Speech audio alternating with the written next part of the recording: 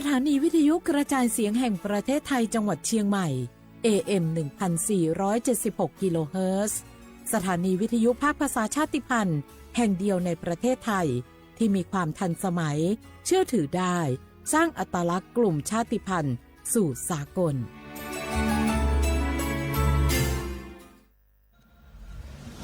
หนูเห็นพระองค์นะคะทรงเล่นกีฬาหลายชนิดเลยค่ะในหลวงก็ทรงปั่นจักรยานพระราชินีก็ทรงเรือใบทรงกีฬาไอซ์ฮอกกี้ด้วยค่ะหนูเห็นแล้วทำให้หนูตั้งใจที่จะออกกำลังกายอย่างสม่ำเสมอเพื่อสุขภาพร่างกายที่แข็งแรงค่ะพระองค์ยิ่งทรงนำทัพนักกีฬาไทยเราไปแข่งขันกีฬาในระดับสากลหลายชนิดกีฬาทั้งกีฬาขี่ม้ากีฬาแบดมินตัน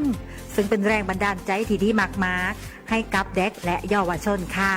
พระองค์เป็นเหมือนแสงนำใจไทยทั้งชาติมาแต่เจ้ามาร่วมกันออกกำลังกายง่ายๆด้วยการเดินวิ่งปั่นออกกำลังกายอย่างสม่ำเสมอช่วยป้องกันโรคสมองเสื่อมป้องกันการเป็นอัมพาตได้ในเจ้า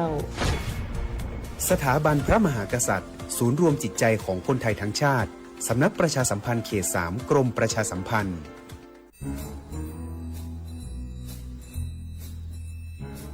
คุณนายมาขี่ว่าข้างบ้านเรามีอะไรแปลกๆนะคะแปลกยังไงไหนเล่าซิมะขินก็มาขินเห็นว่ามีคนแปลกหน้าเข้าออกบ้านนั้นบ่อยๆมีทั้งผู้ชายมีทั้งผู้หญิงบางทีที่มาขินเห็นก็ยังเป็นเด็กอยู่เลยนะคะคุณนายแต่ดูๆแล้วคนพวกนั้นเหมือนไม่ค่อยมีความสุขเหมือนถูกบังคับยังไงก็ไม่รู้ค่ะมาขิก็เลยคิดว่ามันแปลกๆนะคะคุณนายไม่ได้การละจะเป็นพวกค้ามนุษย์หรือเปล่าก็ไม่รู้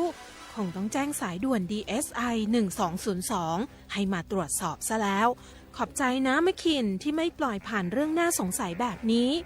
คุณผู้ฟังเองก็เช่นกันนะคะร่วมเป็นส่วนหนึ่งในการป้องกันการค้ามนุษย์แจ้งเบาะแสได้ที่ศูนย์ต่อต้านการค้ามนุษย์กรมสอบสวนคดีพิเศษสายด่วน1202 Together We Can หยุดค้าคนโดยสำนักประชาสัมพันธ์เขต 3 กรมประชาสัมพันธ์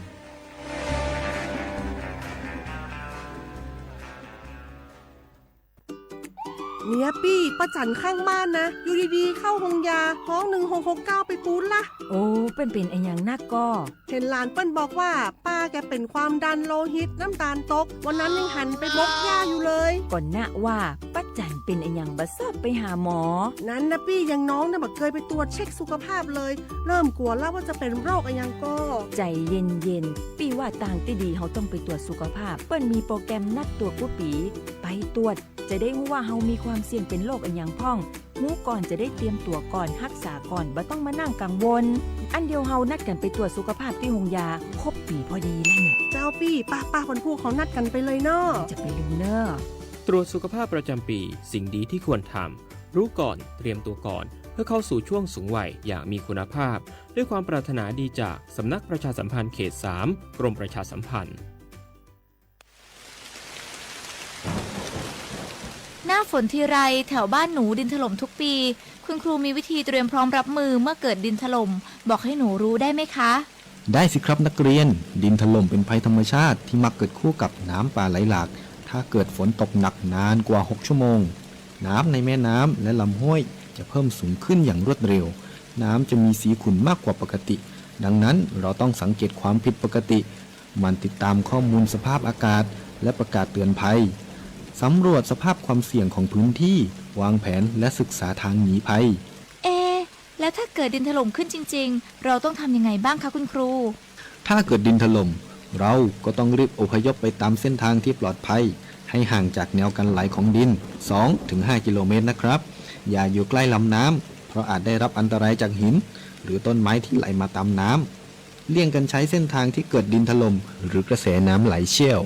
หากพลัดตกน้ำให้หาต้นไม้ใหญ่ยึดเกาะและปีนให้พ้นน้ำห้ามว่ายน้ำหนีเด็ดขาดเพราะร่างกายอาจกระแทกกับหินหรือซากต้นไม้นะครับนักเรียนเข้าใจแล้วค่ะคุณครูหนูจะจดจำที่ครูสอนเมื่อภัยมาถึงหนูจะได้ปลอดภัยค่ะ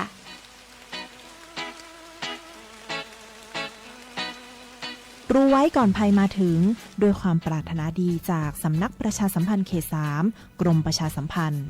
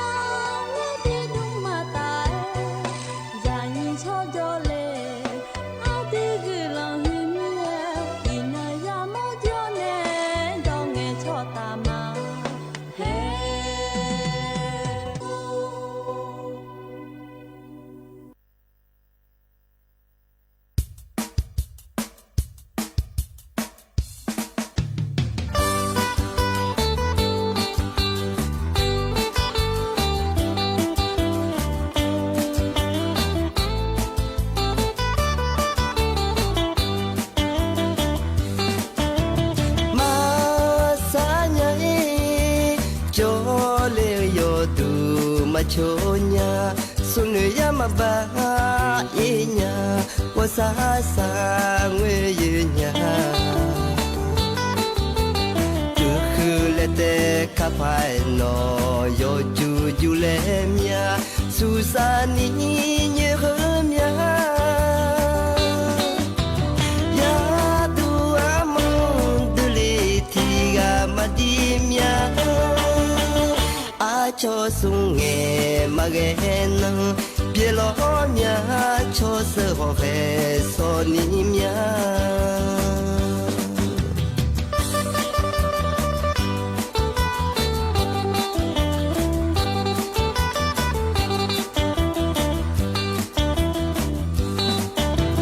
yo jim ya che ji ma u nga kha bơ ga yo na ga nya to thum na to nya nya me to ga tu nya no ne mama nya ne yu ga tu nya ye yam tu ne o yam o nya mi ne ana o mo se ko ne o chine ga kayu de songa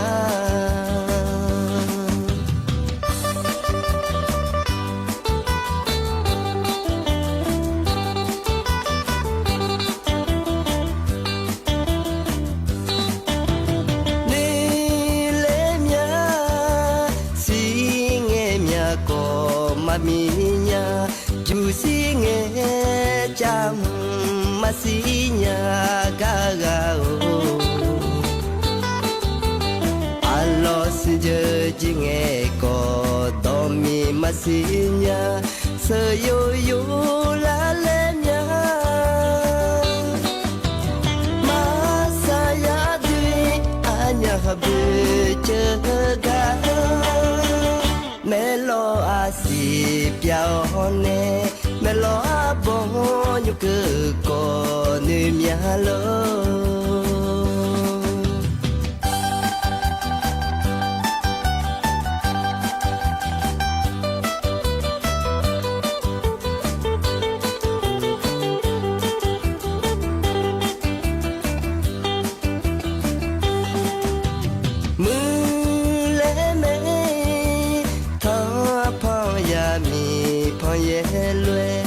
ခချဲလောပါကနဂူချေလာညာနောဟာဖြောချေလောရလောခကောဂျာညီပူလဲလာချူငဲကျိုတလေးပဲအာတော့ချေငဲအာယူကုနာထားယူနေ都好皮都爱那刚阿婆你啊你面喽。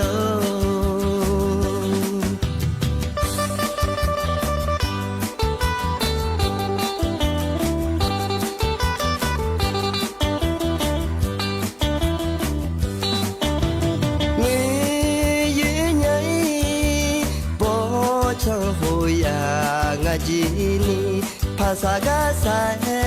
ดีแต่ดิงเวเลมองจาญาอยากเจชูลูอามาเงสิลานีพามามยาอยากดูอามมาเพติกามาดีมยาช่องสาลามาเย็นยาอาบอลเวดูโลญางาฮาเบ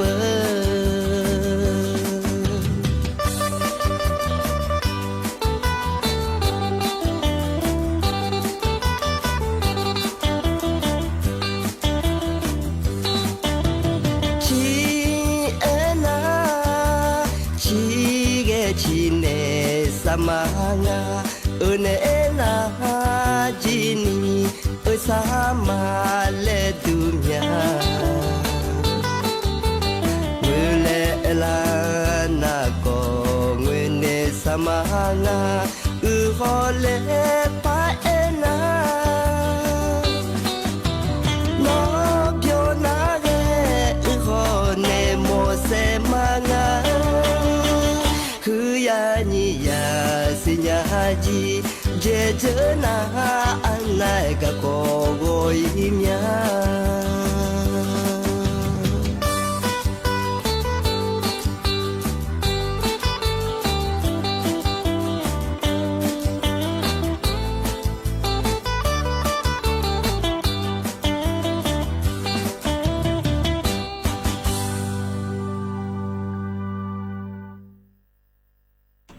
อุสพอ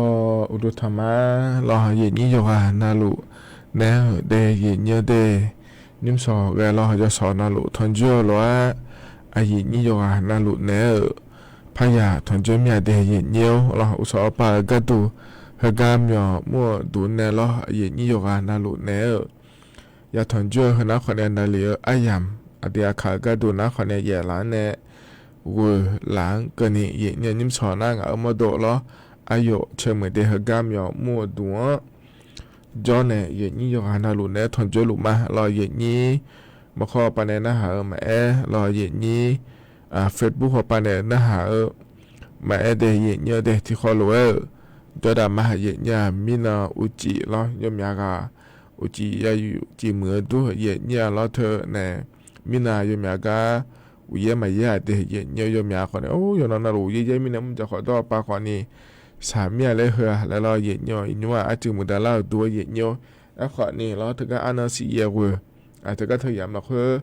พยายามอย่าเลยก็สิเดแล้วตัวจะกายกาแทเย็นย่อแล้วนักโกนย้อนนักพัชราเนี่ยยอมอยากกะนักขอนี่ขอเผื่อรอขอยาสิเย็นย่อเราเธอมีแนวล้อเย็นย่อยอมอยากขอนี่แล้วผมถามดูเราพยายามเราเพื่อเราเดี๋ยวใครสักคนหาจะรู้แต่ใครมาเดเราเย็นย่อเยอะล่าเลยยายจังอาเดยเยเดเธอเนี่ยมิฉาแม่บยาเลยก็ขอนิยายอเราตก็เราตก็ก็ขอนิยายอเราบาหือเลยก็ขอนิยายอเยเนี่ยเราเธอบายมยากะเราเยเนี่ยเธอจะละเงี้ยวิยมยานี่ยขายเนี่ยมิฉาแม่บยาเลยอาเจก็จ่อหุ่มมาจ่อยอาเจเดี๋ยวเราตก็หือเลยเนี่ยเยเรายสังอาเจและขอเนี่ยยมยาโปยามอยากาแม่เนี่ยเยนี่แต่มิเนี่ยเรายุ่มหัวยามเราค่อยน่าขอเนี่ยยังก็อยากมีเนี่ยวิจัยเลี้ยขอจากงานสิเดงานสิเกี่ยวกับเงินเรายังมีเนี่ยเลี้ยงงานจีไรมีเนี่ยย้อนหล่อเดแล้วจากการอาการในเลี้ยเนี่ยนิ่มสวยก็ยังมีก็ แลมเท้าจะไม่ได้เย็นเยอะเดเธอเนี่ยเย็นเยอะจะกายกันนะพักเราจะกาวปา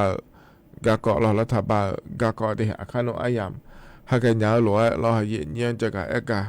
ด้านนั้นบีซีพีกามาเย็นเยอะเธอมีแนวเราเย็นนี้เฟซบุ๊กปนนะหาลูนะข้อนี้เรากดแชร์เธอจนไหนจะไม่ได้เย็นเยอะได้เย็นเยอะชอเฟซบุ๊กเราคือชอถ่ายกันอยู่กันนะหรือว่ายังมอกเกิดพายยากาเกิดพายแล้วเราเย็นเยอะที่โปรแพนเนี่ยมาเย็นเยอะสถานีเฟซบุ๊กชมยันนะเย็นเยอะดีแต่ก็ชอบปัวก็เลยเนี่ยบุกเลยเย็นเยอะถ่ายสมบูรณ์ในเราเย็นเยอะมาบุญญาเดินนะคนนี้อยู่หายอยู่หายไปมาในคนนี้บิจันในญาติเย็นเยอะชอบปัวก็ดูนะคนนี้สวทจุดเชียงใหม่ AM 1476กิโลเฮิรตซ์ทะลุเมเดสวทจุดเชียงใหม่ AM 1476กิโลเฮิรตซ์รอเลออนเนมอลนะขอนี้กดติดตามและถึงจะถ่ายอย่างช่องทางมาเดแล้วเราเนี่ยตัวเราจะถ่ายนะขอนี้อย่าปนเอาหลุดทนจุรังเนี่ยยินนี่เนี่ยถึงก็ถึงพอในทนจุมาถึงพอในคนเนี่ยไม่ได้ยินเยอะที่เขาเราจะได้มาอย่างเนี่ยเราอันนั้นอาคารโนอันเนี่ยไม่ได้ยุ่งงานนะก็มาพันยังไงอย่างเงี้ยนะอันนั้นก็ดูนะคนนี้ก็นักการเราคุยร้องถามร้องเลยเราอย่างเงี้ยเดี๋ยวขนมไอเนี่ยมาเราอันนั้นเดี๋ยวยุ่งตัวชาติจะแม่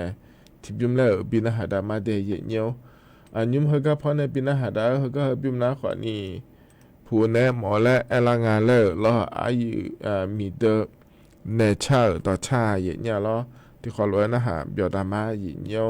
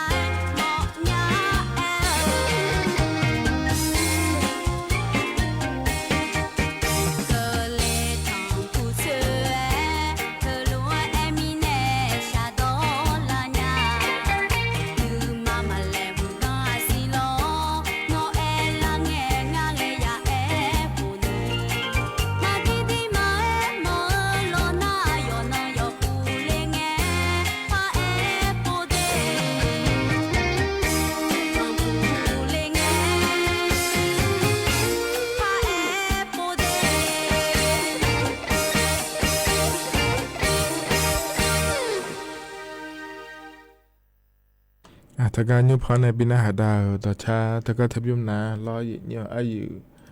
มีเดินในชาต่อชาเยอะล้อผูแนวหมอและเอลังาและชาต่อชาติโยหานาหลวงพอในบินาหาดาวแกยันน่าหับยาวดูล้อเยอะจะนอปลาเนี่ยน่าหาล่ายี่ขอนี้จะดูเยอะเราทุกคนรู้ว่าจะดำมาเดอีน่ะนะล้อมีน่ะอาหงงาไอ้เนี่ยละแม่นิ่มสนายอมาดองงาเดแล้วเราทำไม่ได้นิ่มสงาเราเย็นยี่เนี่ยถอนจุมานาลีทีละจอนี่เหรอเราคุยเย็นยี่ไปซื้อแล้วก็ถอนจุละไงเย็นยี่อันเนาะมายาจันเนี่ยสิเย็นยี่ทำไม่ได้อันเนาะจะไม่จันเนี่ยเดนักการยุ่มยาละงาเราอีน่ะเย็นยี่เนี่ยถอนจุอาเดียขาอันเนาะนะเราเย็นยี่ลาดางายะงาเย็นยี่เราลาดางายะอันเนาะนะมิวที่น่าฉลาดงาเดบลาฮสีล้อเย็นยี่โวยสีอาโขนาลังที่โขยินเยี่ยวไทยอันนั้นอินาวันพระฤหัสบดีอันนั้นบาลาสีนากันยายนและคู่สิเดอาโขนาล้อยิพังอายาโกเช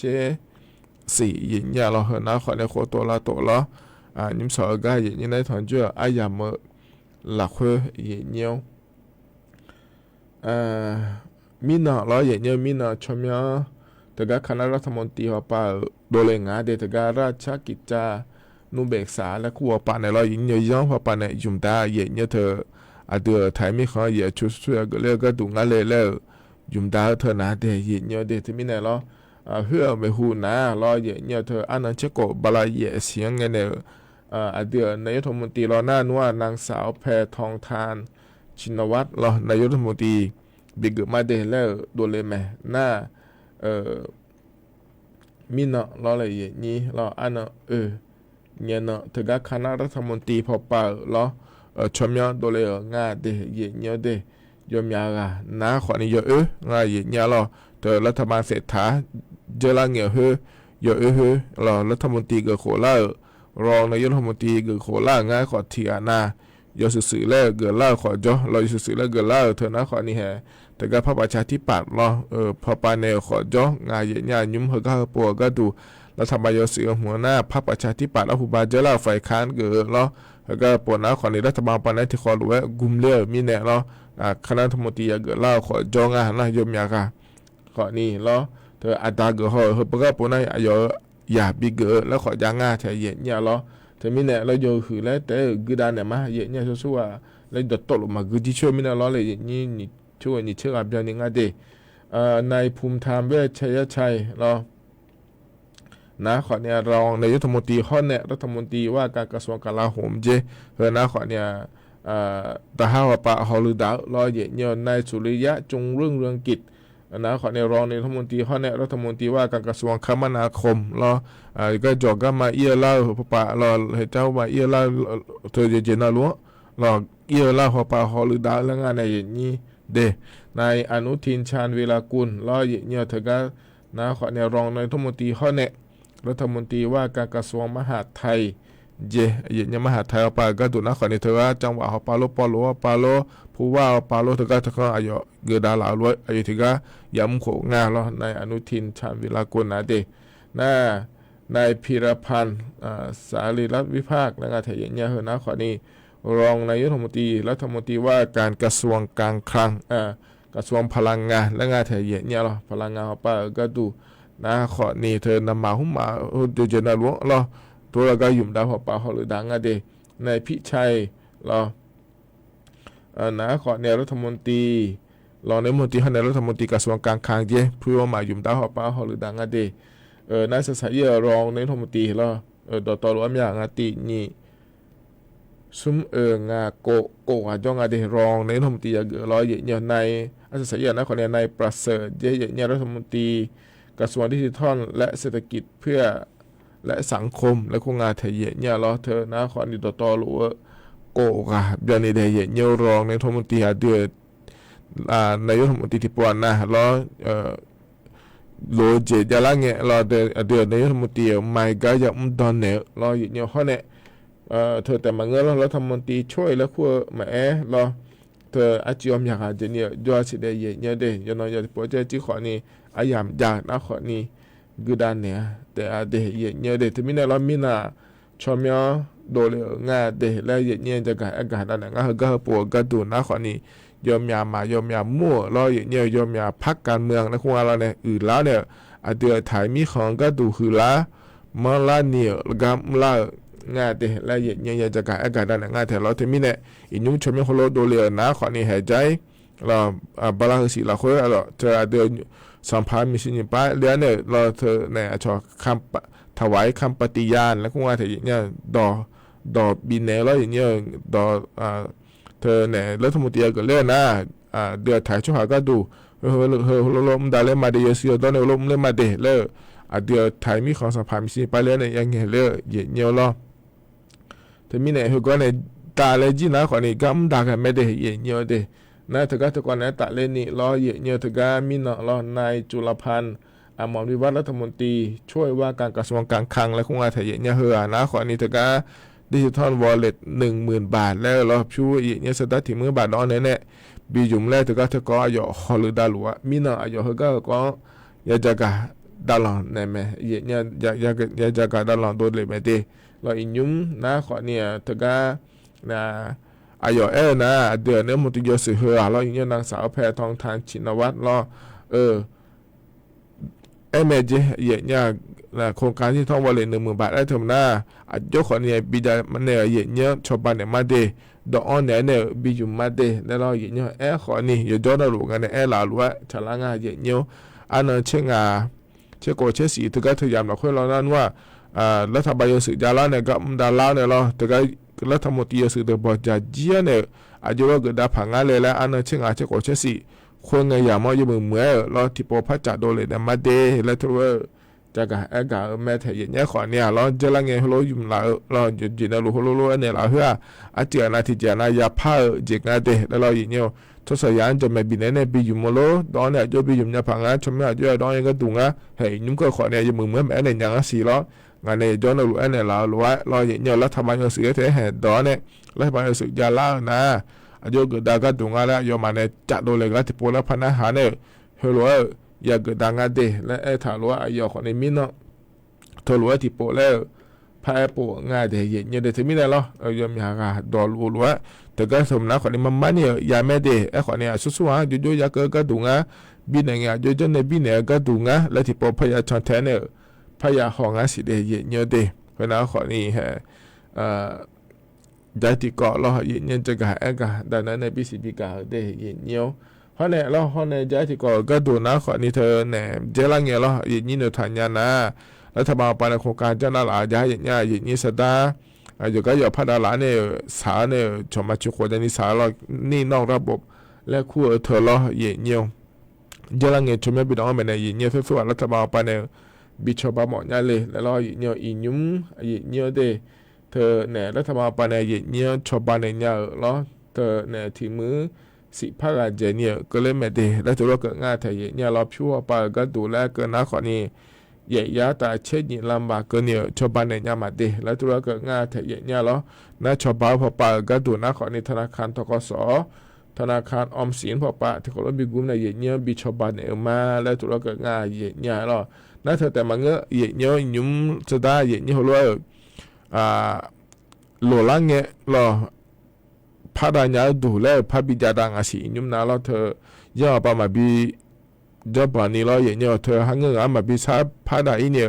อย่างเงี้ยเธอสตาร์ข่าวสตาร์พาดาอีเนี่ยเราข่าวว่าคนนี้มาโลชิดอขออาจจะไม่เจอเนี่ยอย่างนี้สตาร์บีพาดานยาก็ดูเด็กแล้วจนหลายอย่างงานเถียเนี่ยเราชมเนี่ยก็ดูนะคนนี้พิโก้ไฟแนนซ์และคงอาเดียอย่างเงี้ยเดพิโก้ไฟแนนซ์เธอนะคนนี้รัฐบาลไปไหนจะโดนเลยอย่างเงี้ยเรา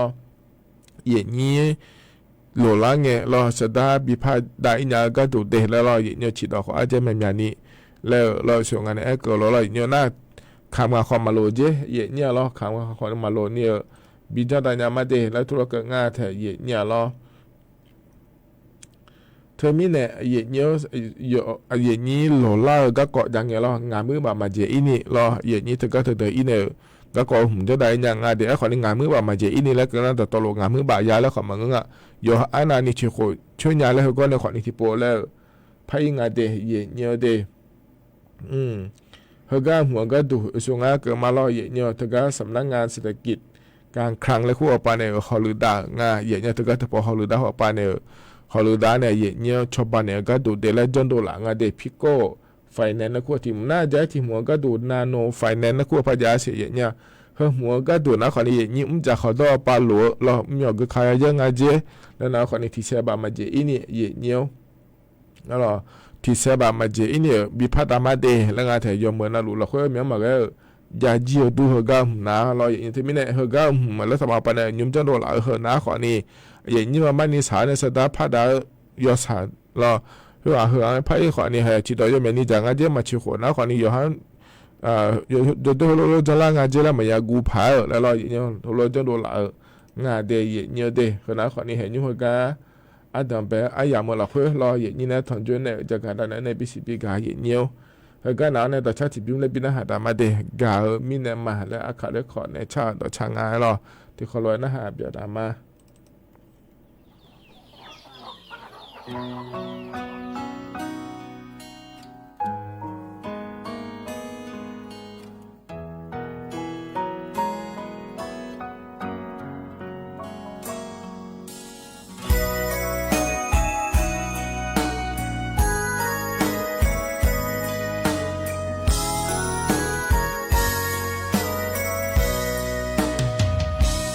กามิเน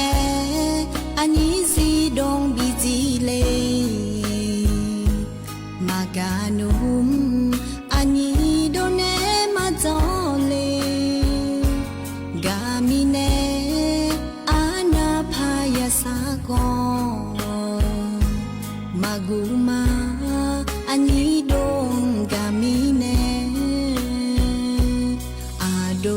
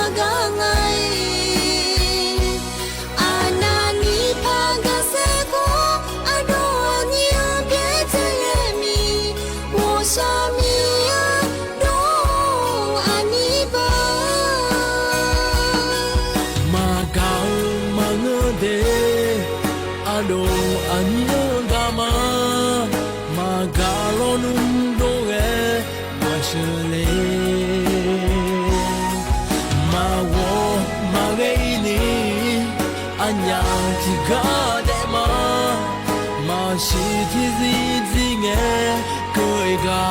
လေး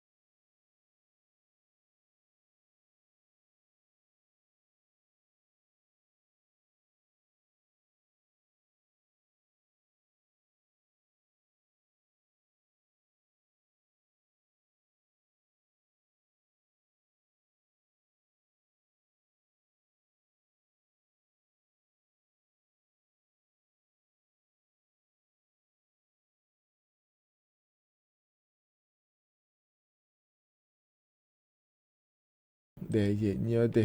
the ne ga mi ne ma ti byum lo akha record ne cha ye nya ho ne je ti byum ma ga du na kho ni ado ya pi la nga the ayu buga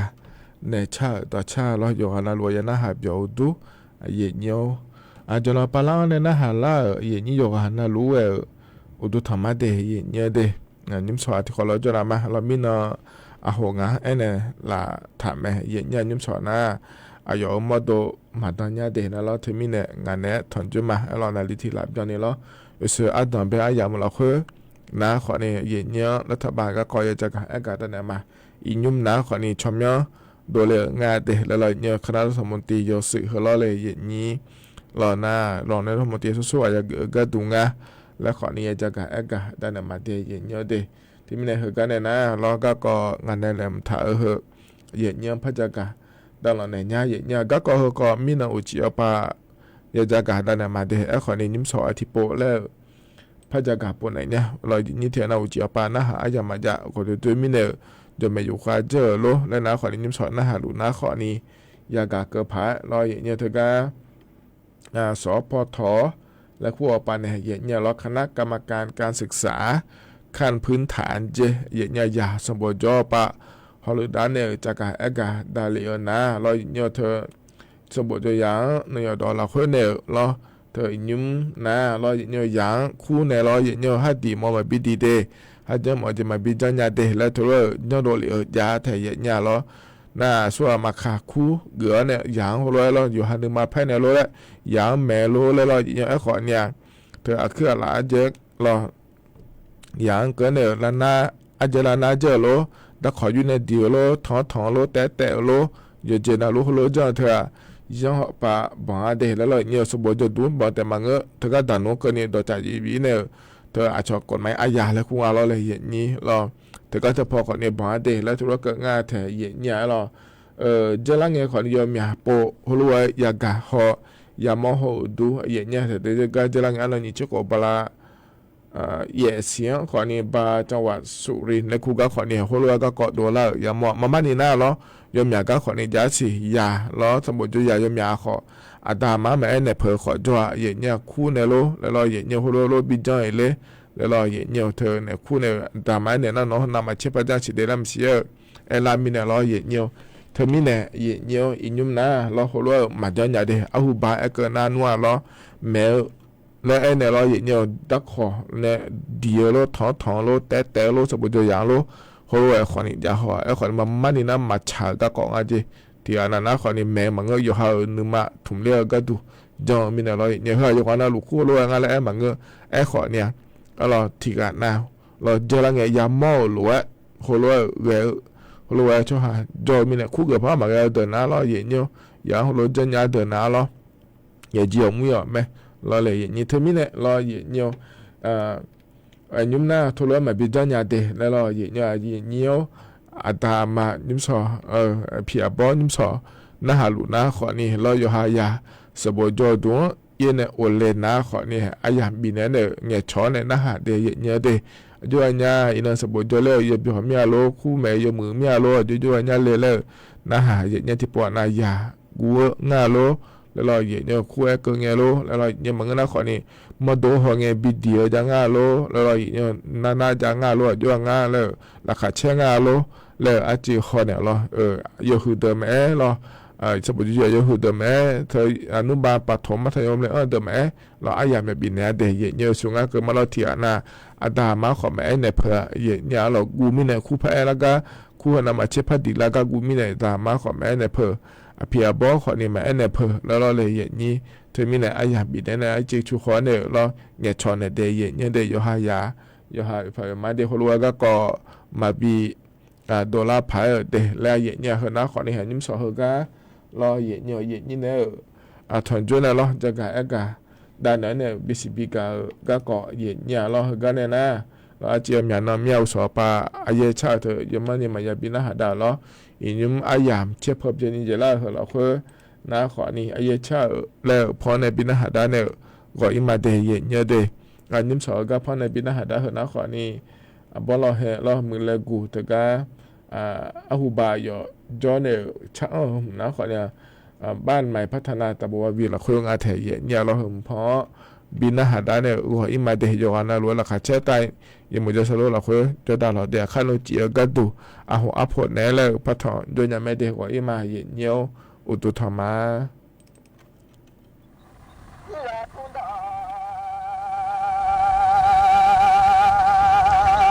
ก็ปามาเงเลยยายนี่ก็ทั่วละบ้าดอลคาเลงนี่ก็มาเงนัว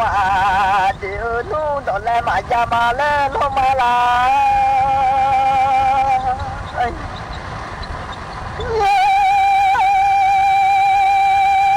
นี่ก็มาถึงนู้เดือดดอปัจจัยอะไรอันยาเดียบาเชื่อตั้งแต่นอนลาโน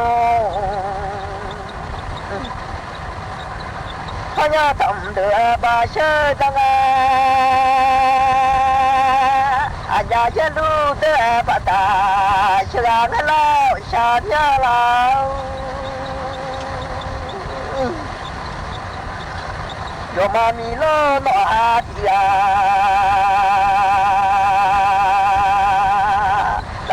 ไงไม่ยอมหัวจ้องนอนละโนไม่ละนี่ยอมชัวจังอันยันยันหัวไปเชื่อมือละโนอุ้งเล่นละ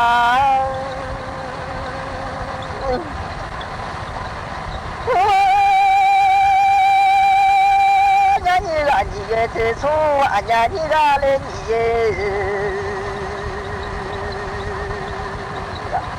这那么好喜欢，把这车干了，他干了个啦，把这把这干了他个，你老哪地啊？老到回来要操爬了。ชามยาเลงพลามกา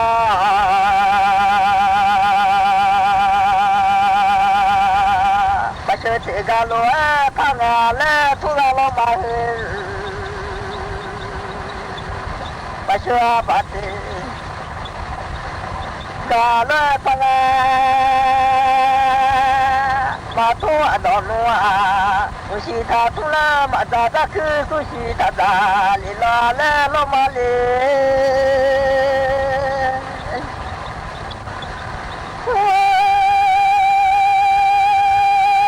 ราโดเลชายาเทยิกาทัวดาบาดอตาตุชิลามิ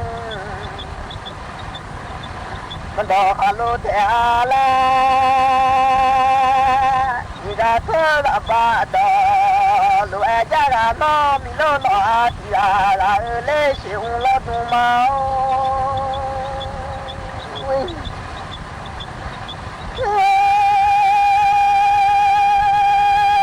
nó đôi lệ xa dư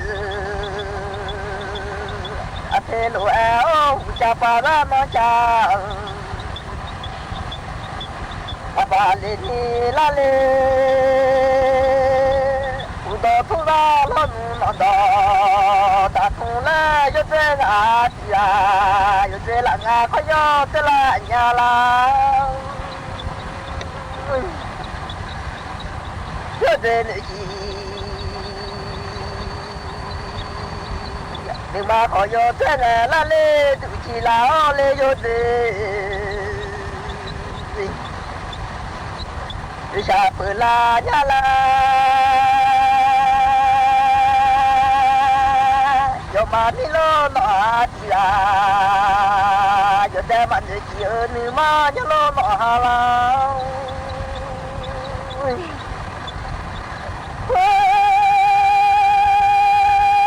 ma tu lo nu chi ni ba ngơ le la amo cha amo yo tom nè sa ma bà la ngà lê cha ma mi còn nua yu na ชะมอเองาเลนี่โลนึนัวนึกมาละมอนจีนนัวเทตาเดนหอเชนจีหลังยอมาเตญาโลนอง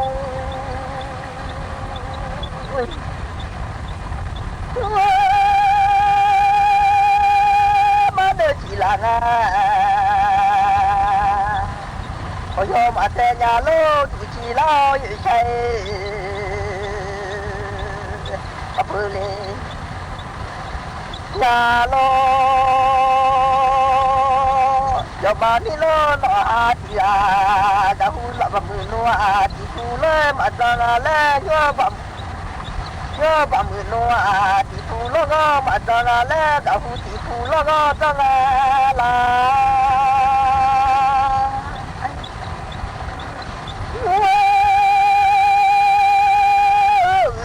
ติกูมาตาเด็กไอ้ละดาหูเยโลเลติกูตายพาลิกาลาอิโลโนทูลาตอยอยาเอวเชลายอทอ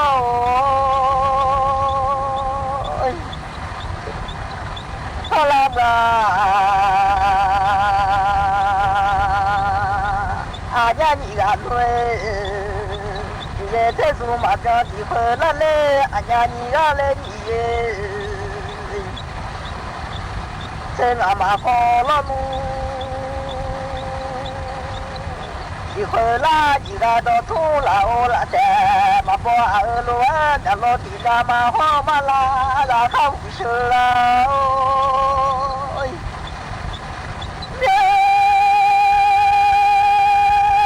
มือตีนามาฮอลวะดอลอยอเตอญามังานีเฮมาลา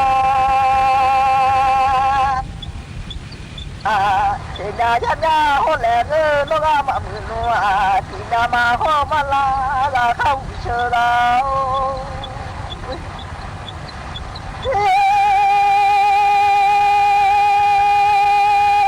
โอ้ยน่านึกมาดูญาณเสียยอแค่เย่นึกปะโบลีญาอีน่าจอดมีโลโนลายอลาญาดีเวโอ้ยมีโลโนลาเสียยอมีโลโนลาcả nhà ấy sẽ chạy nhà lòng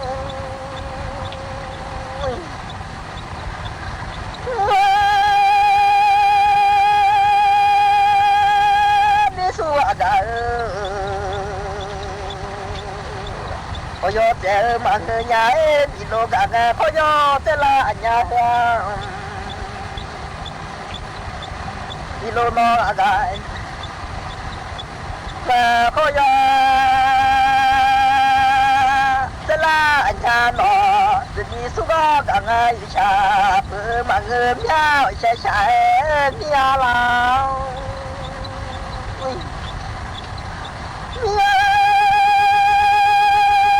mi lô nó ga lê gà cha là anh nhà giờ cả có gió thế mà người nhau chúng ta đã mà đã là mu có gió thế mà người nó giờ chơi là cả có gió thế là anh nhà ấy ở xa nhà lòng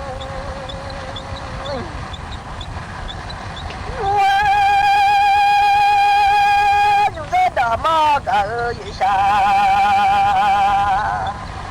mà người mi lô nó ga lên cả cha bờ nhà la giờ đã mà nuôi càng ngày người đi giờ lo nuôi giờ đi nu mò có chiều la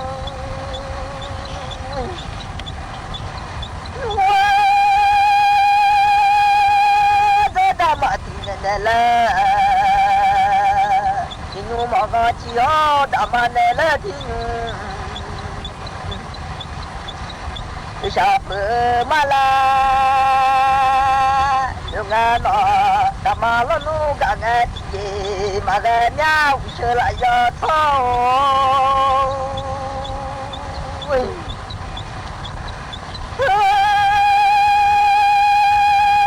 เจดามากะงะเจมาแกเลยญาละตัวมองะหาติยาปฏิสวะได้la la ma ba le nya no ki lo no ga ga nu la lo lo ba la nya le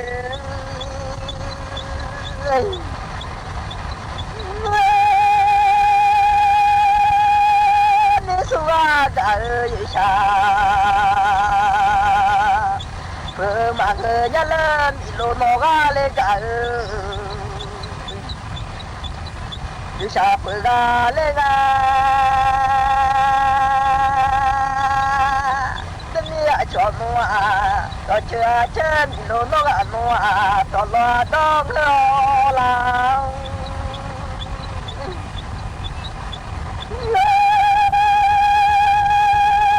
do da son la de da le ga ne mo la lo na da ti we ma o mia cha cha nya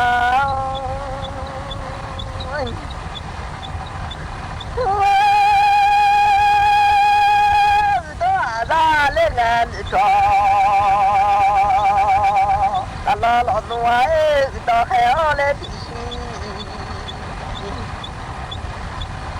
mà đò lì lo nha la ตื่นกันเกินอธิบาย เสียงแห่งประเทศไทยและเครือข่ายทั่วประเทศเสนอข่าวต้นชั่วโมงรู้เร็วรู้จริงเกาะติดทุกสถาน